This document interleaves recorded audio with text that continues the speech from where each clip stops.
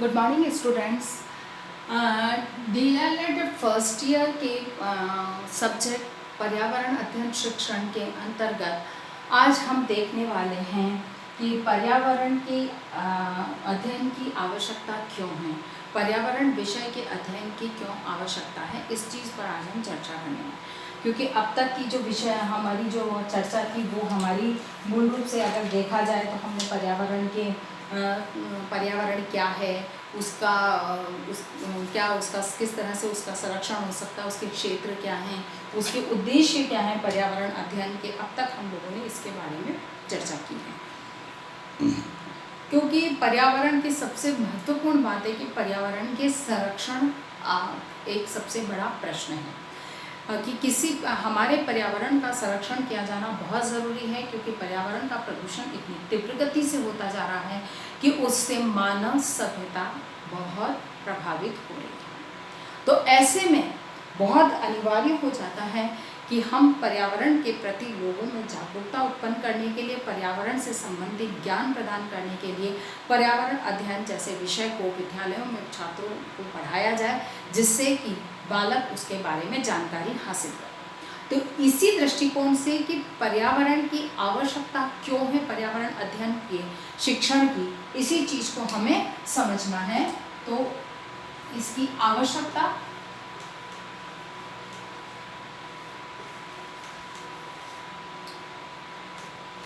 पर्यावरण की अध्ययन की जो आवश्यकता है, उसमें सबसे पहली आवश्यकता इसलिए है कि बालक के सर्वांगीण विकास में ये महत्वपूर्ण भूमिका निभाता है ना। बालक का चहुमुखी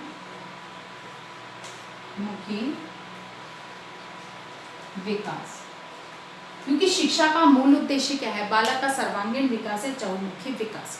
तो उसमें पर्यावरण अध्ययन एक महत्वपूर्ण भूमिका निभाता है, क्योंकि वह बालक को उसके चारों तरफ के वातावरण की जानकारी प्रदान कराता है, उनसे उसे अवगत कराता है, जिससे कि हर परिस्थिति, हर वातावरण के प्रति बालक में संवेदनशील रहता है और वह उनके प्रति सजग रहता है, जिससे कि उसके विकास में भी महत्वपूर्ण भूमिका निभा पाता है, या यूँ कहा जाए कि उसका चहुमुखी विकास संभव हो पाता है। इसीलिए पर्यावरण अध्ययन विषय की आवश्यकता को अनुभव किया गया। फिर दायित्वों के साथ समायोजन।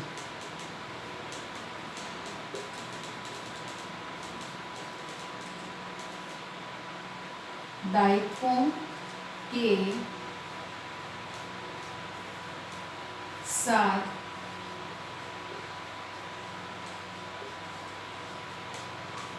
समायोजन, यानी कि एक बालक के जो भी दायित्व हैं, कैसे भी हैं, चाहे वह उसके प्राकृतिक पर्यावरण से संबंधित है, चाहे सामाजिक पर्यावरण से संबंधित है, यानी कि सामाजिक या भौतिक किसी भी प्रकार के उसके दायित्व हैं, उनके साथ वह समायोजन कर सके।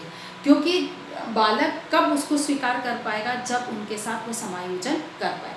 और जब तक वो जैसे कि किसी परंपरा है, रीति रिवाज है, अब उस रीति रिवाज के प्रति बालक कब उन्हें स्वीकार करेगा, जब वह उनके बारे में संतुष्ट होगा, उनके बारे में सही जानकारी उसे होगी, तभी वह संतुष्ट होगा तभी वह उन्हें स्वीकार करेगा।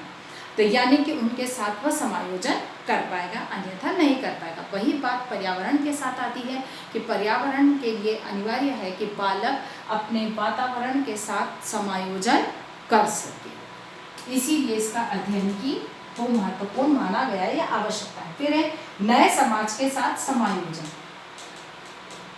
नए समाज के साथ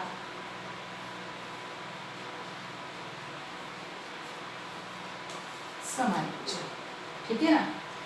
यानी कि नए समाज, यानी कि नई परिस्थिति, नए वातावरण, नए व्यवस्थाओं के साथ में हर व्यक्ति का समायोजन करना बहुत अनिवार्य है। यदि वह समायोजन नहीं कर पाता है तो निश्चित है कि उस जैसे किसी समुदाय के साथ में वो कुछ कार्य करना, समुदाय से जुड़ रहा है, तो उस समुदाय के वातावरण के साथ उसका समायोजन होना बहुत ज़रूरी है। और जब अगर समायोजन नहीं कर पाता है तो वह उस समुदाय का सदस्य भी नहीं रह पाता है, उसे वहाँ से हटना पड़ता है। तो वही बात है कि जो भी कहाँ जिस भी नए समाज, समुदाय या नए वातावरण में बालक जाता है तो वहाँ पर उसे समायोजन कैसे करना है। जैसे व्यवसाय के लिए वो किसी उद्योग फैक्ट्री को ज्वाइन करता, फैक्ट्री के वातावरण के साथ उसका समायोजन होना अनिवार्य है। अगर वो समायोजन नहीं कर पाता है तो निश्चित है कि वो वहाँ पर कार्य नहीं कर पाता। इसीलिए समायोजन की योग्यता का विकास करने में पर्यावरण अध्ययन एक महत्वपूर्ण सहयोग प्रदान करता है, इसीलिए इसका अध्ययन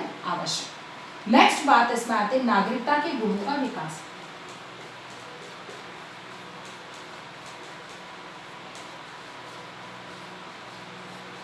नागरिकता के गुणों का विकास यानी कि एक व्यक्ति में नागरिकता के गुणों का होना बहुत ज़रूरी है।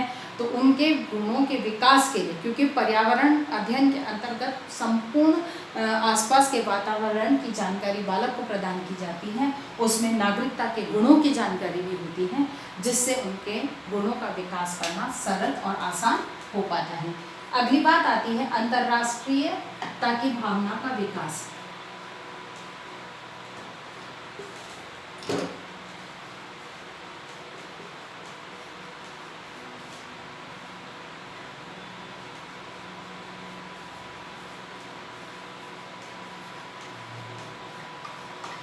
भावना का विकास यानी कि पर्यावरण अध्ययन के अंतर्गत अंतर्राष्ट्रीय क्षेत्रों को भी इसमें सम्मिलित किया जाता है, जिसमें कि अंतर्राष्ट्रीय समाज समुदाय कैसा है, वहाँ का वातावरण कैसा है, वहाँ की परंपराएं, मूल्य, रीति रिवाज कैसे हैं, उसकी जानकारी बालक तक पहुँचाई जा सकती है इसके माध्यम से, जिससे कि बालक में अंतर्राष्ट्रीयता की भावना का विकास हो पाता है। फिर विश्व शांति के प्रति, विश्व शांति की अभिवृत्ति का विकास। विश्व शांति की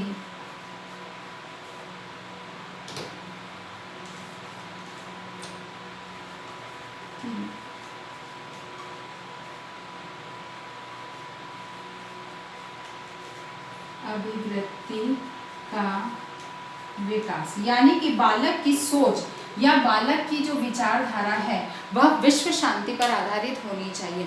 हर समय आक्रोशित होकर झगड़ा करना या विरोध प्रदर्शन करना यह कोई किसी भी समस्या का समाधान नहीं है। इसीलिए विश्व शांति स्थापित करने की एक विचारधारा बालक में विकसित होनी चाहिए। इसी विचारधारा के विकास के लिए पर्यावरण अध्ययन शिक्षण की आवश्यकता मानी गई है। फिर बाद में है मनोवैज्ञानिक दृष्टिकोण।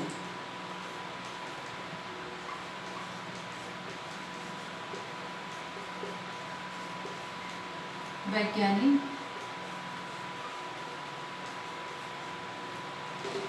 मनोवैज्ञानिक दृष्टिकोण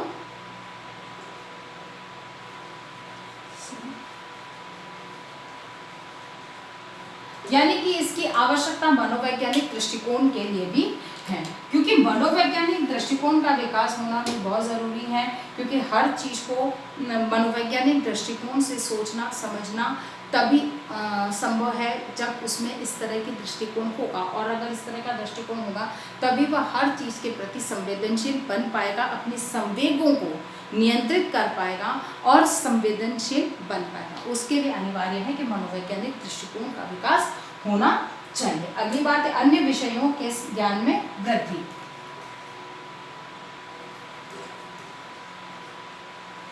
अन्य विषयों के ज्ञान में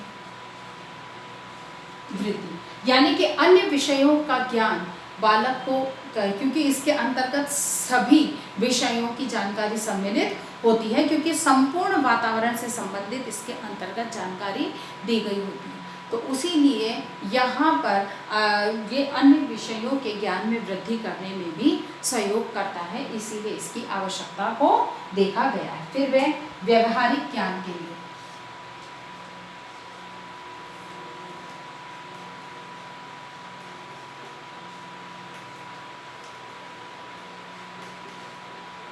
व्यवहारिक ज्ञान का होना भी बहुत ज़रूरी है, क्योंकि एक व्यवहारिकता, हर चीज़ का व्यवहारिक रूप कैसा हो सकता है, किस तरह से उसको व्यवहार में प्रयोग किया जा सकता है, इन चीज़ों का ज्ञान होना भी ज़रूरी है। और पर्यावरण अध्ययन बालक को इसके प्रति जानकारी प्रदान करता है, इसीलिए इसकी आवश्यकता महसूस की जाती है या इसका आवश्यक माना गया है। फिर सांस्कृतिक ज्ञान,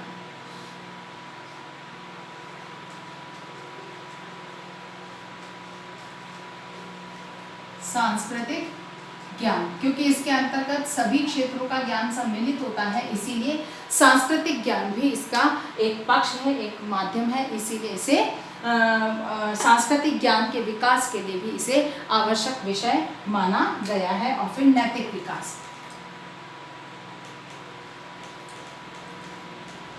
नैतिक विकास, बालक में नैतिक संस्कार और नैतिक गुणों के विकास के लिए भी इस विषय को महत्वपूर्ण माना गया है या इस विषय की आवश्यकता होती है, क्योंकि इसके अंतर्गत बालक को सभी प्रकार की, सभी से संबंधित सभी प्रकार की जानकारी प्रदान की जाती है, जिससे बालक का नैतिक विकास संभव हो पाता है। इसीलिए नैतिक विकास के लिए भी पर्यावरण अध्ययन विषय की आवश्यकता मानी गई है। जब हम इस विषय की इन आवश्यकताओं को देखते हैं तो यहाँ बात स्पष्ट हो जाती है कि इसके विषय कौन कौन से हो सकते हैं, कौन कौन से ऐसे विषय हैं जिनका हम यहाँ पर क्योंकि जब बालक के सर्वांगीण विकास की बात आ रही है, कहीं सांस्कृतिक मूल्यों की बात आ रही है, कहीं नैतिक मूल्यों की बात आ रही है, कहीं अंतर्राष्ट्रीय ज्ञान या दृष्टिकोण के विकास की बात आ रही है, कहीं मनोवैज्ञानिक विकास की बात आ रही है, तो ऐसे में विषय वस्तु कैसी होनी चाहिए, यानी कि पर्यावरण अध्ययन की विषय वस्तु का आधार क्या हो, विषय वस्तु का आधार, क्योंकि जब इसमें सभी क्षेत्रों की बात आती है, हर तरह की क्षेत्रों की, हर विज्ञान से संबंधित, विषय से संबंधित ज्ञान की बात आ रही है, विकास की बात आ रही है, तो ऐसे में उसकी विषय वस्तु कैसी होनी चाहिए। तो बात यही है कि घर से लेके अंतर्राष्ट्रीय स्तर तक के सभी ज्ञान इसके अंतर्गत विषय वस्तु सम्मिलित होनी चाहिए। तो इसके अंतर्गत सबसे पहली जो आती है वह है परिवार, मित्र, पास पड़ोस,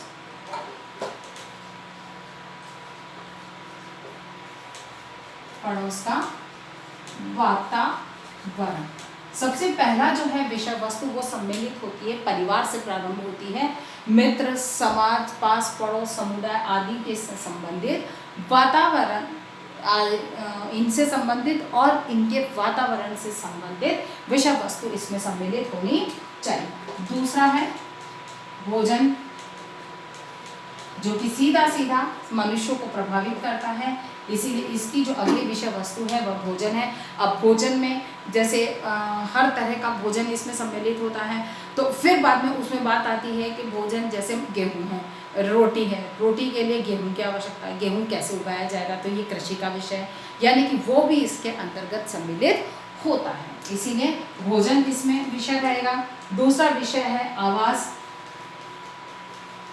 यानी कि घर, कि मनुष्य कैसे कैसे घरों में रहता है, हर प्राणी, क्योंकि इसके अंतर्गत खाली मनुष्य से संबंधित ही नहीं आता है, इसमें हर प्राणी मात्र से संबंधित जानकारी या उससे संबंधित ज्ञान हमें पढ़ने को मिलता है। तो इसमें मनुष्य किस तरह के घरों में रहता है, जीव जंतु पशु पक्षी किस तरह के घरों में, तो घर किस किस प्रकार के होते हैं, इनसे संबंधित समस्त जानकारी जो कि उस, और इनको बनाने के लिए कौन कौन से साधन होते हैं, ये कैसे जुटाए जाते हैं, इन साधनों को बनाने के लिए किस तरह के उद्योग धंधे होते हैं, एक तरह से कहा जाए कि क्षेत्र पूरा व्यापक होता चला जाता है। फिर जल, जल क्या है, कैसे प्राप्त होता है, इसका संरक्षण कैसे होना चाहिए, ये बहुत बड़ी विषय है, तो इससे संबंधित जानकारी। फिर यात्रा, यानी कि यातायात के साधन कौन कौन से हैं, कि इनको किस तरह से हम उपलब्ध कराया जाता है, इनके क्या नियम होते हैं, इन सब से संबंधित जानकारी इसका से संबंधित इसकी विषय वस्तु को निर्धारित किया जाता है। और फिर बाद में उसके बाद कुछ अन्य बातें हैं, अन्य विषय जैसे कि खेल खिलौने कौन कैसे बनाए जाते हैं, इन सब से संबंधित मिट्टी के बर्तन या इन चीज़ों को कैसे बनाया जाता है, ये सारी चीज़ें इसके अंतर्गत सम्मिलित होती हैं। यानी कि इसकी विषय वस्तु घर से लेके और अंतर्राष्ट्रीय या यूँ कहा जाए कि आपके संपूर्ण जीवन को जीने के लिए किन किन साधनों की आवश्यकता होती है और उन साधनों को कैसे किस तरह से और उपलब्ध करा जा सकता हो सकता है और इनका संरक्षण कैसे किया जा सकता है, इससे संबंधित समस्त विषय वस्तु इसके अंतर्गत सम्मिलित की जाती है। ठीक है, इसके आशा करती हूँ कि मेरी बात आपको समझ में आई होगी और इसी आधार पर आपको एक प्रश्न करना है कि पर्यावरण अध्ययन की आवश्यकता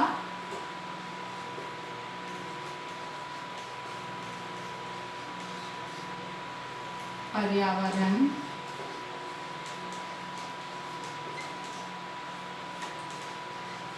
अध्ययन की